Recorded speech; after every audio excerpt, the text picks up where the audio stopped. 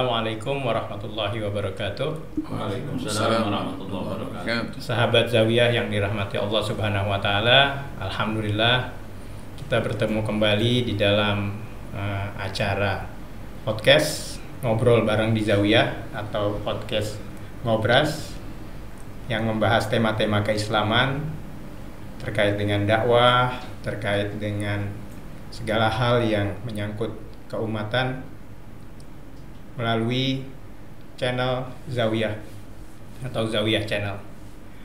Alhamdulillah kita bertemu kembali dalam edisi spesial kali ini, yaitu edisi spesial Ramadan, di mana kita sekarang sudah menjelang akhir Ramadan, dan tentunya Ramadan ini adalah suatu bulan yang penuh berkah, bulan yang amat dimuliakan oleh Allah Subhanahu wa taala, sebagaimana dalam ayat yang ada di dalam Al-Qur'an.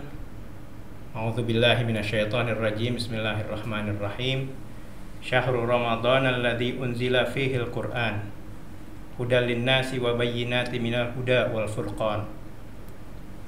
Salah satu keistimewaan dari bulan Ramadan adalah bulan diturunkannya Al-Qur'an, bulan nuzulul Qur'an.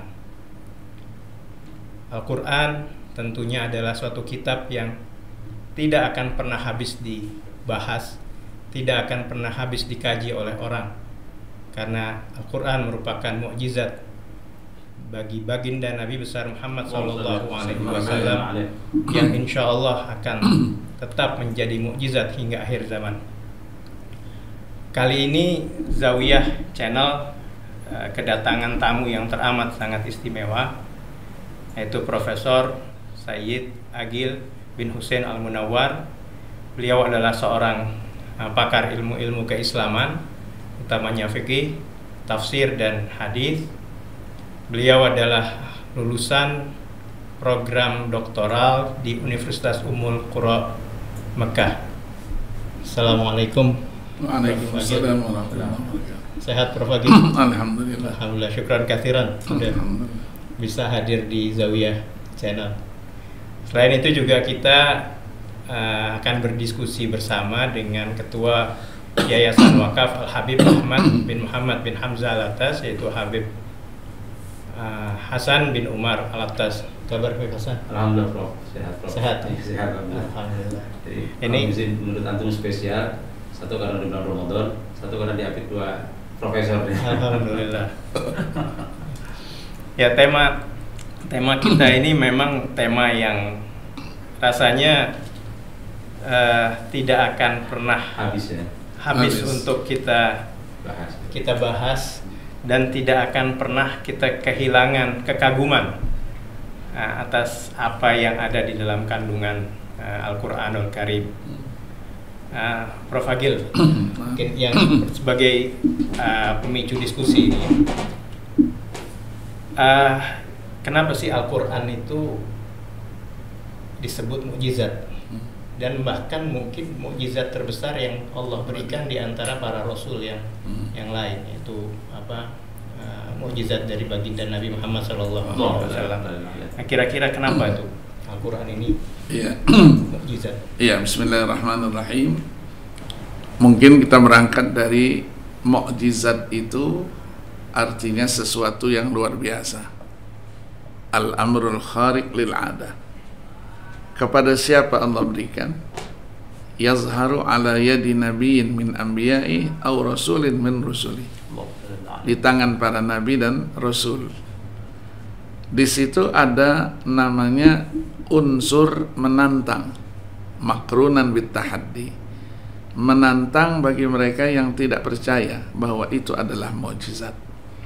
Karena ketika Al-Quran diturunkan, orang-orang kafir mengatakan Al-Quran itu tidak lebih daripada cerita-cerita bohong masa lalu, cerita-cerita masa lalu yang didiktikan, diimlakan oleh seorang yang bernama Muhammad. Tidak lebih daripada itu. Tapi Allah jawab, itu tidak benar. Itulah ayat yang kita temukan, ayat 4, 5, 6 surah Al-Furqan. Wa qala allazina kafaru in hadza illa ifkun iftarah wa a'anahu alaihi qaumun akharun faqad ja'u zulman wa zura. wa qalu asatirul awwalin iktatabaha fahiya tumla alaihi bukratan wa asila. Allah katakan tidak benar. Maka Nabi diperintahkan, qul anzalahu alladhi ya'lamu sirra fis samawati wal ardi innahu kana ghafurur rahima. Katakan bahwa pendapat mereka itu tidak benar. Al-Quran itu yang benar diturunkan oleh yang menguasai, maha mengetahui rahasia yang ada di langit dan bumi. Yang menurunkan itu juga maha pengampun lagi maha penyayang. Ya, maka tuduhan mereka kepada Nabi itu di dalam surah Al-Quran juga sahir, seorang penyihir. Yang kedua dikatakan majnun, orang yang gila. Padahal itu tidak benar. Maka dari sini kita lihat mukjizat itu memang diturunkan Allah kepada para rasulnya dengan satu pertimbangan memperhatikan kondisi masyarakat di mana para rasul itu diutus. Misalnya Nabi Allah Musa alaihi salatu wassalam, masyarakatnya menguasai ilmu sihir. Maka Nabi Musa diberikan mukjizat mengungguli ilmu sihir itu sebagai bukti kenabian dan kerasulannya. Nabi Allah Isa alaihi salatu wassalam, masyarakatnya pada waktu itu menguasai ilmu ketabiban. Berbagai penyakit mereka bisa sembuhkan. Allah turunkan mukjizat kepada Nabi Musa yang bisa mengungguli kehebatan mereka itu. Nah, Nabi Muhammad SAW tidak demikian masyarakatnya, tidak menguasai ilmu sihir, tidak menguasai ilmu ketabiban, tapi sudah sampai kepada puncak penguasaan mereka terhadap sastra Arab. Sehingga pujangga-pujangga yang disebut dengan pujangga-pujangga zaman jahiliyah, ya, dibuktikan oleh Allah, akhirnya mereka menyatakan masuk Islam.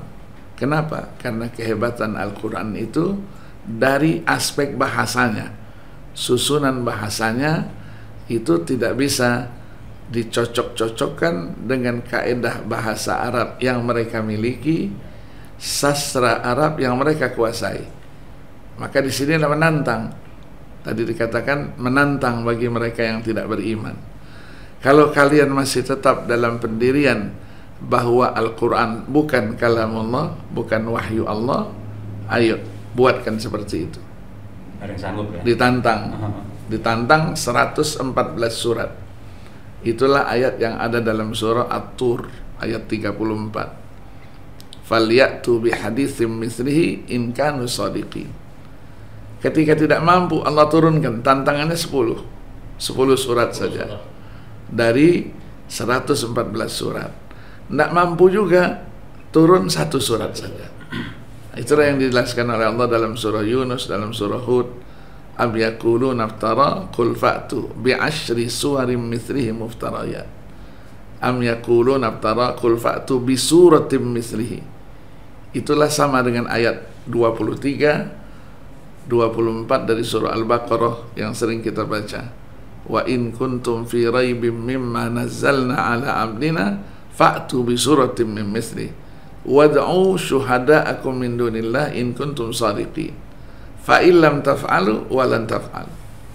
Jadi kalau kamu masih ragu juga, buat seperti Al-Quran itu 1 surat saja. Kumpulkan, kerahkan semua kekuatan kalian selain Allah Subhanahu wa ta'ala. Kalau kalian itu benar dalam tuduhannya. Allah di sini menggunakan fa'illam taf'alu walan taf'alu. Lam, lan. Lam itu lil hadir, lan lil mustaqbal. Jadi kalau kamu tidak mampu sekarang membuat seperti Al-Quran itu, lebih tidak mampu lagi nanti pada masa-masa yang akan datang. Maka turunlah ayat qul la in ijtama'atil insu wal jinnu ala ayatu bimithli hadzal qur'an la ya'tuna bimithli walau kana ba'dhum li ba'din zahira. Jadi Nabi diperintahkan, katakan ya Muhammad, sekiranya manusia dan jin itu berkumpul dengan segala kekuatannya untuk membuat seperti Al-Quran, la ya'tuna bimithli, dijamin tidak akan mampu mereka membuat seperti itu. walau kana ba'dhum li ba'dhin dhahira. Walaupun mereka saling dukung, saling membantu, saling memberikan seluruh kemampuannya.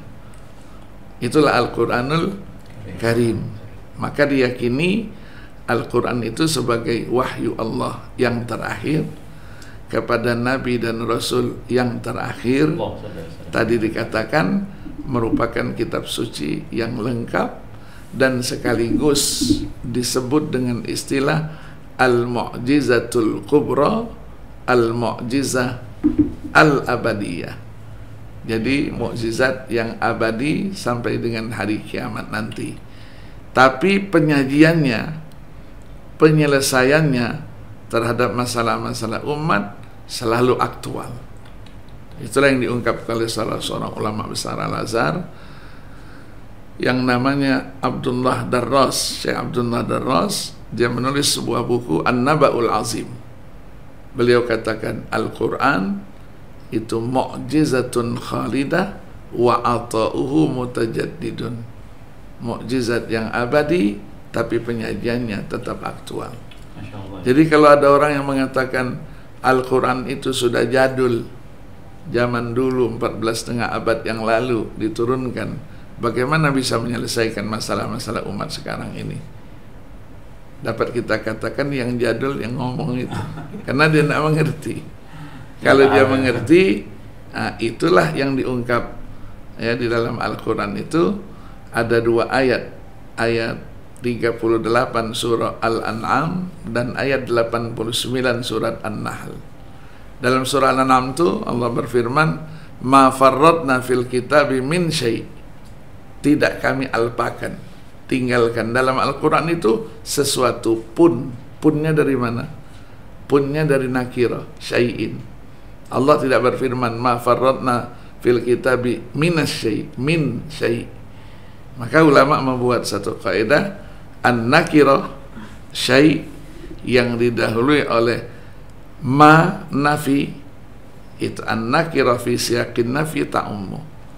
Maka disitulah disimpulkan apapun permasalahan umat ketika Al-Quran itu diturunkan, besar kecil, banyak sedikit, dulu sampai sekarang dan sampai akan datang, semuanya ada di dalam Al-Quran itu. Maka Al-Quran itu dikatakan dalam ayat 89 An-Nahl, tibyanan likulli syai', menjelaskan segala sesuatu. Tinggal kitanya bisa tidak menangkap isyarat-isyarat itu. Salah seorang pakar dan sekaligus imam mazhab, Imam Syafi'i rahimahullah, beliau kita kenal menulis sebuah buku Ar-Risalah, buku monumental. Di dalam pakrah yang ke-55 itu beliau katakan, "Falaisat tanzilu manzilah bi ahadim min ahli dinillah illa wa fi kitabillah as-sabilu al-hudafiyah." Jadi apapun peristiwa umat ini, solusinya ada di dalam Al-Quranul Karim. Mau apa saja, mau sains dan teknologi, semuanya ada. Mau ilmu apa, masalah-masalah kedokteran ada. Masalah-masalah apa, semuanya ada. Tinggal masalah waris, masalah semuanya. Tinggal kitanya mampu tidak mencari solusi itu dari isyarat-isyarat yang ada Al-Quran. Maka Al-Quran disimpulkan bukan kitab ilmu pengetahuan, tapi Al-Quran itu sumber ilmu pengetahuan. Kenapa? Kata para ulama, kalau Al-Quran itu kitab ilmu pengetahuan, sementara ilmu pengetahuan itu berangkatnya dari teori-teori, eksperimen-eksperimen ilmiah. Teori dan eksperimen senantiasa berubah-ubah. Kalau dia berubah-ubah, Al-Quran dikatakan kitab ilmu pengetahuan, berarti Al-Quran itu sendiri berubah. Qadim atau hadis itu menjadi pendapat para ulama. Kalau hadis tidak mungkin, karena dia berubah-ubah. Sementara tidak ada wahyu yang lain setelah Al-Quranul Karim. Maka dia adalah merupakan sesuatu yang sifatnya qadim. Qadim itu dari sejak diturunkan sampai sekarang ini dan sampai nanti akan datang, dia dijamin tidak akan ada perubahan dan penambahan sedikit. Nah, Prof. Fagil, sekarang kan fenomena banyak nih orang menghafal Al-Quran ya.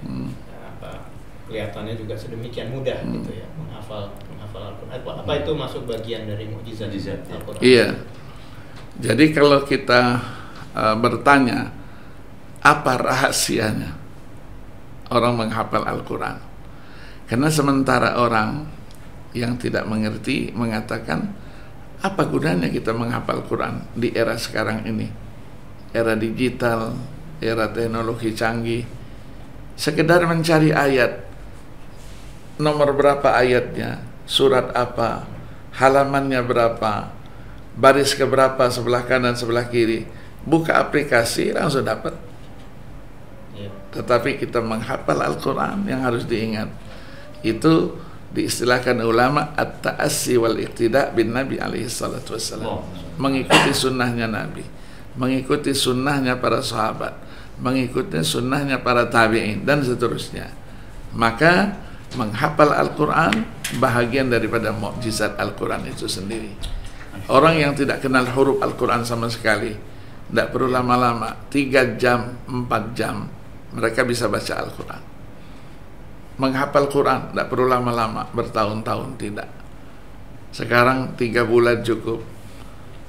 Allah yarham Habib Ali bin Tahir Al-Haddad 40 hari menghafal Al-Quran 30 juz.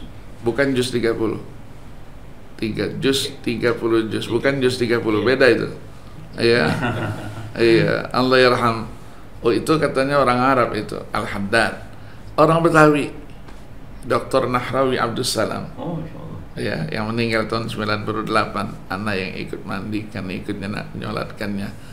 Itu beliau hafal Quran hanya 52 hari di bawah Hijri Ismail. Anak sendiri ngapal juga begitu singkatnya. Karena anak dulu ngapalnya di Raudhah. Jadi abah dulu bilang kalau ada kesulitan lapor sama masjidnya di sebelah tuh. Jadi apa yang kita hafalkan begitu. Maka disimpulkan oleh ulama, hifdzul Quran itu muyassarun, dimudahkan. Dimudahkan ya. Linnasi kullihim, untuk manusia semuanya. Usia, anak kecil, remaja, dewasa, sampai tua bangka pun.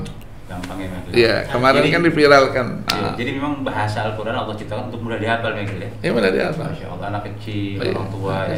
Bahkan juga kalau ada non muslim yang dia kepengen hafal Quran juga bisa berarti. Iya, anak punya teman, seorang pendeta dari Lebanon. Waktu kita ada muktamar internasional di mana di Islam Abad tentang kerukunan umat beragama, kawan anak itu Profesor Dr. Majid Darwish, seorang ahli hadis dari Universitas Lebanon. Beliau ini berteman dari kecil dengan pendeta ini. Jadi pendeta ini saya tidak tahu kalau dia pendeta, saya bilang syekh juga. Pakai baju hitam jubahnya, ketemu di bandara sekalus ini, anak kira ini syekh juga ini. Dibilangin sama dia, itu bukan syekh, kata masjidnya, itu minhum, katanya kan gitu. Begitu dia keluarkan salibnya dari sini, baru kelihatan. Nah gitu kan. Jadi muktamar dibuka lah muktamar. Jadi Menteri Agama Pakistan kebetulan kawan anak yang hadir, ketua Robito semuanya. Ada 57 negara dari berbagai agama seluruh dunia ini. Agama apa aja ada mewakili negaranya. Karena kebetulan dari Indonesia. Kata siapa? Kata Menteri Agamanya, dokter katanya, kita siapkan qori, tapi qorinya enggak level ini katanya. Antum yang baca ini, levelnya ini level dunia ini. Anda baca, ya begitu Anda baca, selesai Anda baca, ada seorang Yahudi datang, pakai coplo itu, datang, kata, bawa Quran dia. Dia katakan, dokter, tadi ayatnya yang mana yang antum baca itu? Saya ini punya Qurannya. Saya tunjukkan ayat 23 kebetulan surah Al-Kahfi. Wala taqulanna li syai'in inni fa'ilun dzalika ghadan illa ayyasha Allah, dan seterusnya itu. Tolong tunjukkan saya, begitu baca. Luar biasa. dalam hati anak, ya Allah, anak tiup-tiup juga masuk Islam juga kan gitu. Tapi Allah yakni ya. Yang pendeta tadi 30 juz di luar kepala, Masya Allah. padahal non muslim. Itu juga guru-guru besar di McGill, di Leiden, itu mereka hafal Quran dan bahkan hafal hadis-hadis Nabi. Tapi hidayatnya Hidayah belum belum ada. ada. Nah, orang yang punya hidayat itu nanti kita bicara apa kelebihan orang yang hafal Quran itu. Ya, dia kalau dalam kenyataannya itu pasti dia lebih cerdas. Sekolahnya pasti unggul. Kenapa? Karena Al-Quran sudah di sini, dia baca buku apa saja. Mau dia hafal buku apa saja, seperti kita dulu. Lebih cepat. Ya, Subulus Salam kita hafal apa gitu. Maqasid Syariah kita hafal, ya Al-Muwafaqat. Begitu mudah. Kenapa? Karena Al-Quran sudah ada. Masya Allah. Iya kan? Nah, di samping bahasa Arabnya pasti lebih bagus. Kenapa? Karena setiap hari baca Quran. Yang ketiga, punya ketenangan sendiri, ketenangan jiwanya, dan punya kemuliaan di sisi Allah, dunia dan akhirat. Maka orang yang membaca Al-Quran itu adalah orang yang setiap saat dia bisa berkomunikasi dengan penciptanya, Allah Subhanahu wa Ta'ala. Dialog terus. Man arada ayyatakallama ma'allah, kata Nabi, falyaqra'il Quran. Siapa yang ingin berdialog dengan Allah, baca Quran. Dan membaca Al-Quran beda membaca yang lainnya. Maka Nabi katakan, man qara'a harfan min kitabillah falahu hasanah wal hasanatu bi asyri amsalihha. Satu huruf, satu kebajikan, menjadi 10 kali dan seterusnya.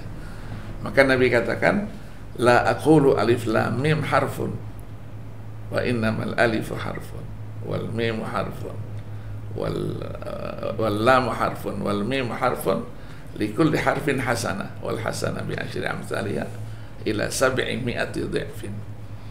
Jadi aku tidak mengatakan alif lam mim itu satu huruf, tapi alifnya satu, lamnya satu, mimnya satu. Setiap satu huruf satu kebajikan. 10, 100 sampai dengan 700 kali lipatnya. Jadi tidak sia-sia. Maka kenapa sering orang bertanya, ngapa kita baca Quran? Nanti ketika tidak ada yang bisa memberikan pertolongan, bantuan di hari kiamat, Al-Quran datang memberikan syafaat kepada kita. Maka Nabi motivasi, iqra'ul Quran, kata Nabi, fa innahu ya'ti yaumal qiyamah syafi'an li ashabi.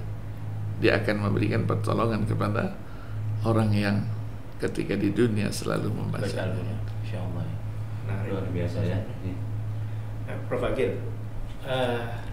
ya Al-Quran ini kan multidimensi ya. Kalau tadi mungkin boleh saya simpulkan, mukjizatnya ini multidimensi. Mungkin ada orang yang baca Al-Quran, dia nggak paham artinya, tapi dia menikmati lafaznya, lantunannya gitu ya. Ada yang mungkin menikmati membacanya. Jadi dia mungkin merasa senang ketika baca itu, ada kenyamanan yang dia rasakan. Nah, kalau antum sendiri kira-kira dari sekian banyak dimensi itu yang mana yang paling membuat kalau anak semuanya ya. Menyentuh semuanya. Kalau anak semuanya. Jadi kita jangankan membaca, mendengarnya saja, pahalanya sama dengan membaca. Jadi kalau kita mendengar, maka ketika Allah membicarakan keotentikan Al-Quran, dijamin tidak akan ada perubahan, penambahan, apalagi pemalsuan, ya, penghilangan. Itu dengan kata-katanya, inna nahnu nazzalna dzikra wa inna lahu lahafidhun. Ayat 9 surah Al-Hijr itu. Kenapa mengatakan inna? Allah itu kan esa. Kami itu kan lebih dari satu. Kata ulama, itulah isyarat Allah bahwa dalam memelihara keotentikan Al-Quran ada pihak lain yang terlibat. Itulah hamba-hamba pilihannya yang hafal Al-Quranul Karim. Maka orang yang hafal Quran itu matanya beda, pandangannya beda dengan mata biasa, telinganya juga beda. Maka kalau dia masuk ke dalam sebuah masjid misalnya, ada kaligrafi kaligrafi yang ditulis begitu bagusnya, matanya terus menatap itu. Ada salah kaligrafi itu langsung aja ya. Iya. Apalagi yang didengarnya ada kurang wawunya, kurang apanya. Ya, saya pernah masuk ke beberapa masjid itu, bagus kaligrafinya. Ya, begitu saya lihat, ya Allah, lah kebanyakan salahnya ini. Ya. Masjid sebagus ini kan. Iya. Saya bilang sama kepala kantor Kementerian Agamanya, ini banyak salah ini. Di mana salahnya, Ustaz? Yang nulis ini itu kaligrafi, juara kaligrafi nasional. Ana bilang bukan masalah juara nasional, internasional pun tidak ada urusan. Yang itu salah. Iya, di mana salahnya? Oke, kalau saya ceritakan ini kan dia tidak ngerti. Dia ambil Quran. Itu apa ya? Oh, itu ini sama enggak? Ya, akan ada kaedahnya. Misalnya ada surah At-Taubah, fa in tabu wa aqamus salata wa atawuz zakah. Aqamu itu kaedahnya pasti atau. Kalau aqimu atu. Itu sudah kaidah. Ini aqamu wa atu. Saya bilang itu. Coba lihat. Oh iya ya Ustaz, dia katanya. Ya, itu banyak sekali itu. Kita temukan hal-hal seperti itu. Itu menunjukkan bahwa Al-Quran itu terjaga ya. Terjaga, dan bukan dia sistemnya imla'i. Rosemnya kan Utsmani. Jadi dia bukan imla'i. Nuliskan solat kita alif lam saja, padahal enggak, alif waw. Zakat waw, bukan ini. Tapi dikasih apa? Dikasih tanda gitu kan, begitu itu. Itu salah satunya. Maka salah satu kehebatan Al-Quran itu rosemnya itu saja menjadi satu disiplin ilmu yang luar biasa. Ya, kita mempelajari karena anak kebetulan menekuni itu. Jadi kadang-kadang beda tulisannya, tapi maknanya jauh sekali. Contoh misalnya. Contoh, kita sering mendengarkan ceramah-ceramah. Nikmat Allah itu terlalu banyak. Kalau kita ingin menghitungnya tidak bisa. Nggak sanggup ya. Disebutlah ayat wa in ta'uddu ni'matallahi la tuhsuha. Ini 2 kali terulang. Surah Ibrahim ayat 34 dan ayat 18 surat An-Nahl. Coba kita perhatikan. Nikmat itu tulisannya tidak sama. Dalam 2 ayat ini. Dalam 2 ayat tidak sama. Dalam surah Ibrahim nikmatnya taknya begini. Dalam surah An-Nahl taknya begini, marbuto. Apa rahasianya? Dijawab oleh ilmu rasam Utsmani. Kalau dia taknya begini, berarti dia masuk dalam kata kerja, fi'il. Fi'il diikat oleh waktu. Dulu, sekarang, akan datang. Kalau dia taknya begini, berarti dia isim. Isim tidak ada ikatan waktu. Begitu banyaknya nikmat Allah, dulu, sekarang, dan akan datang. Kamu belum tahu, Allah sudah siapkan nikmat buat kamu. Kalau yang nikmatnya begini, tidak diikat sama sekali dengan apa? Dengan waktu. Ya, itu salah satunya itu. Maka ketika ada seorang qari dulu itu terkenal, ada namanya seorang cacat netra, ya, Muhammad Rifat. Jadi qari Mesir ini dia buta, cacat, tapi alim dalam ilmu Al-Qurannya itu. Jadi ketika dia baca ayat 34 surat apa? Surat Ibrahim itu, wa atakum min kulli ma sa'altumu. Jadi dia berhenti, wa atakum min kull ma sa'altumu. Nggak ada tanda wakafnya. Iya kan? Nggak ada tanda wakafnya. Begitu selesai, diprotes orang. Tadi Syekh wakaf tidak pada tempatnya. Katanya itulah ilmu wakaf, katanya, bahasa. Ya, dia bacakan, Allah berikan kepada kalian semua yang kamu minta, ma sa'altumu, yang kamu minta. Ketika dia berhenti kul di situ, ma-nya itu menjadi istifhamiyah. ma sa'altumu, kamu minta, tidak kamu minta, semua Allah berikan. Masya Allah, luar biasa. Coba kita nak nyampe nalar gitu. Ya, itu salah satu apa? Salah satu kehebatannya kan. Maka kalau kita ingin terapkan kaidah bahasa Arab kepada Al-Quran, tidak mungkin. Kaidah bahasa Arab manusia yang buat. Al-Quran kalamullah. Maka untuk memudahkan itu, ya, ketika pada masa Abu Bakar, Sayyidina Umar, Sayyidina Utsman, itu tulisan Al-Quran kan tidak ada titiknya, tidak ada syakelnya, polos semua, giginya pun tidak ada. Sini itu ada giginya 3, tidak ada giginya, lurus saja. Tapi kok bisa dibaca? Dibaca dengan kekuatan hafalannya. Iya kan, kekuatan hafalannya. Nah, maka ketika pada zaman Sayyidina Ali bin Abi Thalib radhiyallahu an menjadi khalifah, terjadi waktu itu kan perbedaan bacaan-bacaan pada masa Utsman, ya, Utsman bin Affan radhiyallahu an, itu dibuatlah rasamnya itu. Maka rasam itu dinisbahkan kepada beliau, rasam Utsmani.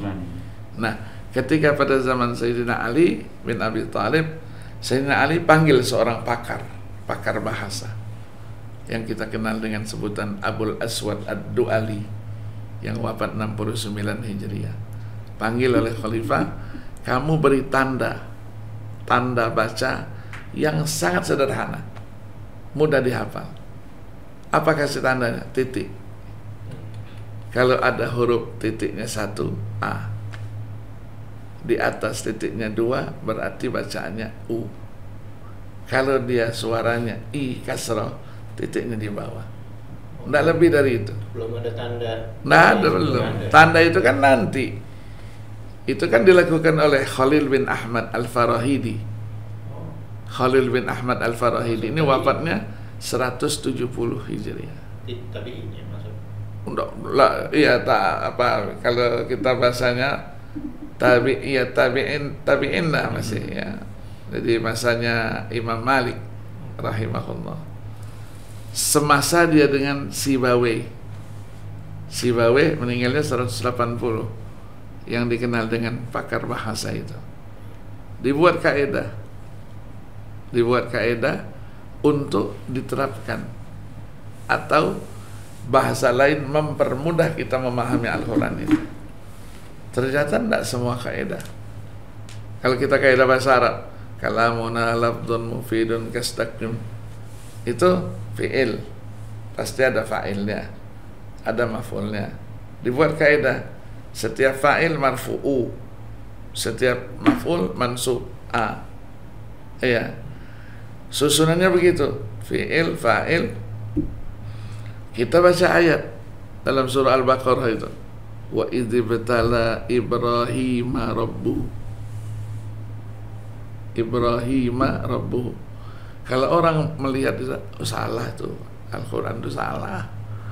Seharusnya Ibrahimu rabbahu, kan fa'il. Kalau Ibrahimu rabbahu, berarti yang nguji itu Ibrahim, yang diuji siapa? Tuhan. Nggak mungkin, mustahil kan? Nah, maka di situ ada takwil. Itulah kehebatan Al-Quran di atas dan mengungguli akalnya manusia. Maka Ibrahima maf'ul bihi muqaddam, Rabbuhu fa'il mu'akhar. Jadi posisinya tetap fa'il, tapi di belakang dia. Ini didepankan. Nah, ya, begitu lagi. Nah, ini dengan pola susunan seperti begitu, itu membuat standar baru bahasa Arab berarti ya? Apa? Jadi standar baru bahasa Arab atau gimana? Iya, artinya kemukjizatan Al-Quran dari aspek bahasa tidak bisa mengikuti kaidah bahasa yang dibuat oleh manusia. Karena manusia itu dengan segala kehebatannya, Allah jelaskan, wa ma utitum minal ilmi illa qalila.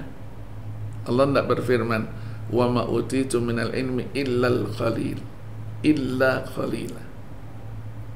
Tadi itu nakira ma.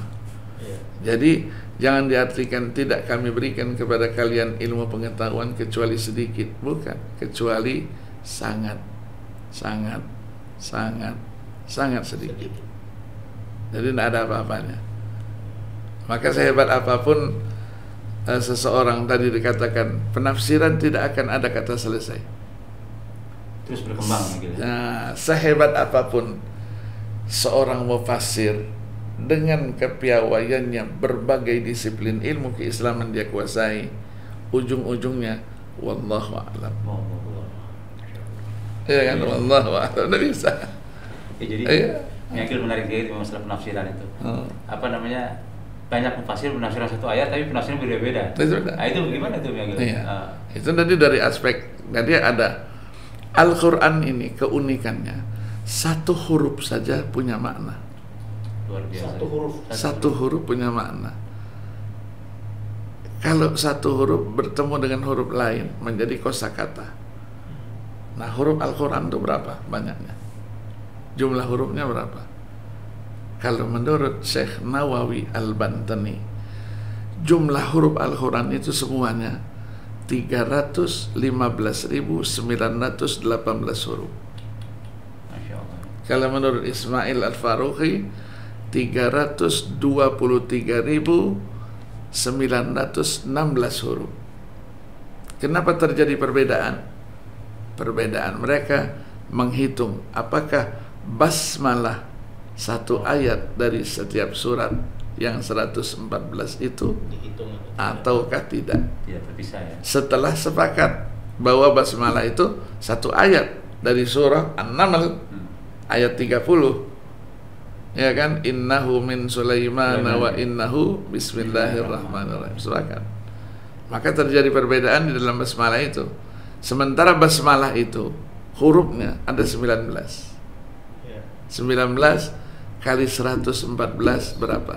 Maka wajar kalau terjadi perbedaan di dalam perhitungan itu. Jadi Allah yarham Syekh Nawawi Al-Bantani ini seorang ulama yang luar biasa Allah berikan. Beliau abad 18 ya?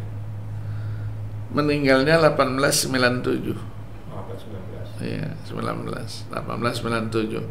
Jadi beliau juga mengungkap, kalau ditanya berapa huruf-huruf yang ada dalam surah Al-Fatihah, Al-Baqarah, semua surat itu ada hitungan hurufnya dari beliau. Allah ya, maka diberi gelari, walaupun dia orang Indonesia, mendapat gelar Sayyidu Ulama'il Hijaz, penghulu ulama-ulama Hijaz. Begitu juga Nabi dan Rasul. Nabi banyak, 124.000. Dari Nabi itu ada Rasul. Setiap Rasul pasti Nabi. Berapa jumlahnya? Ada 315 orang, 313 orang. Kalau mau ketahui namanya siapa-siapa saja yang 300 sekian itu hanya Syekh Nawawi yang sebutkan itu dalam ada kitab beliau yang Marah Labid, Tafsir Al-Munir. Dia luar biasa membaca itu. Maka tadi itu terjadi perbedaan, itu satu huruf saja. Contoh, ba, huruf ba. Ba itu bisa saja baknya huruf jar. Ba itu bisa saja baknya sababiyah. Ba itu bisa saja dia tambahan, zaidah. Ba itu bisa saja menunjuk sebahagian. Ba itu juga bisa jadi huruf qasam, sumpah. Billahi, sumpah. Ya kan, wallahi wa billahi wa tallahi, kan itu begitu kan, sumpah dia. Nah, contoh yang ringan, ketika kita wudhu menghapus kepala kita, yang dihapus semuanya, sebagian. Ada yang sebagian, ada. Nah, itu dari ba itu. Jadi Imam Abu Hanifah memahami ba-nya itu zaidah, tambahan. Kalau tambahan, wamsahu bi ru'usikum menjadi wamsahu ru'usakum. Kalau sebahagian, wamsahu ba'da ru'usikum, sebahagian. Mau yang mana? Sini sedikit, sini sebagian. Itulah mazhab jumhurul ulama. Ya begitu. Jadi banyak disertasi ditulis al-ba fil Qur'anil Karim. al-waw fil Qur'an, waw saja. Satu huruf aja ya. Itulah dalam ilmu usul fikih dikaji, ada kaitannya dengan itu, diberi judul namanya huruful ma'ani. Huruf yang memberi makna. Ya. Nah, ketika huruf itu bertemu satu huruf lain menjadi kosakata, kalimat. Berapa jumlah kalimat Al-Quran itu? Ulama katakan ada 77.934 kalimat. Luar biasa itu. Luar biasa. Ya. Iya, kalau yang enggak ini ngapain ngurusin huruf-huruf, ngurusin kalimat, ngapain? Itulah ilmu. Iya, betul. Itu kan usaha ulama terdahulu. Kalau enggak percaya, hitung sendiri aja. Iya kan? Hitung sendiri saja. Sama dengan tadi pemikiran baru itu. Kita banyak membaca Al-Quran itu, awal suratnya ada alif lam mim, alif lam ra, ha mim, yasin. Apa maknanya apa? Kalau nak mau pusing-pusing, ngikuti ulama dulu saja. Wallahu a'lamu bi muradih. Selesai. Iya. Tapi kenapa tafsiran itu berkembang? Ada tafsir namanya Isyari. Isyari itu tafsir Sufi. Sufi ini dia melihat Al-Quran itu dua dimensi. Dimensi lahiriah, batiniah. Lahiriah bahasa, tapi batiniah itu tidak bisa dipahami kecuali orang-orang yang ashabus suluk, yang relnya kepada Allah Subhanahu wa ta'ala. Maka ketika dia tidak mampu untuk menghafal memahami itu, tanya dia kepada Allah secara langsung yang menurunkan Al-Quran itu. Itulah komunikasi. Ya, itulah namanya ashabus suluk. Jadi maka dibagi oleh mereka itu ada nazari, ada amali. Yang nazari itu teori, tapi yang amali yang praktek. Jadi konsultasinya, saya tidak selesai ini memahami ini. Begitu ininya, ya tanya kepada yang punya. Tanya kepada yang punya itu. Kalau tidak bisa komunikasi, ya tidak dekat dengan yang punya, tidak mungkin mendapatkan apa? Dapat itu. Tapi nanti hasilnya memang beda-beda. Iya kan? Dengan pengalaman. Itulah kelemahan salah satu ininya. Masa itu kata yang lain, lah memang itu penafsiran.